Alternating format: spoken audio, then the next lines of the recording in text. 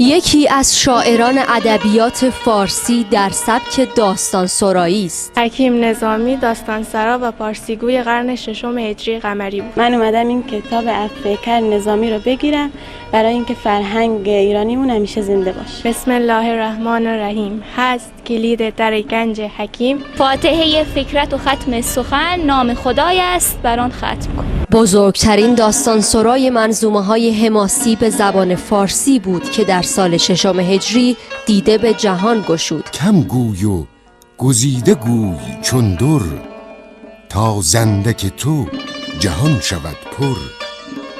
لاف از سخن چو در توان زد، آن خشت بود که پر توان زد. جمال الدین ابو محمد الیاس بن یوسف ملقب به نظامی از ستونهای سخنوری و ادب و شعر ایران زمین است. او در قرن ششم این شیوه داستان پردازی منظوم در واقع و تمثیلی رو در ادب فارسی به کمال میرسونه. بنابراین با یه شخصیتی روبرو هستیم در ادبیات ایران زمین که به واقع میشه گفت از ستونهای اصلی شعر و ادبیات ایران زمین هست. آثار این شاعر بزرگ پارسیگو مخزن الاسرار، هفت پیکر، خسرو و شیرین و لیلی و مجنون بود.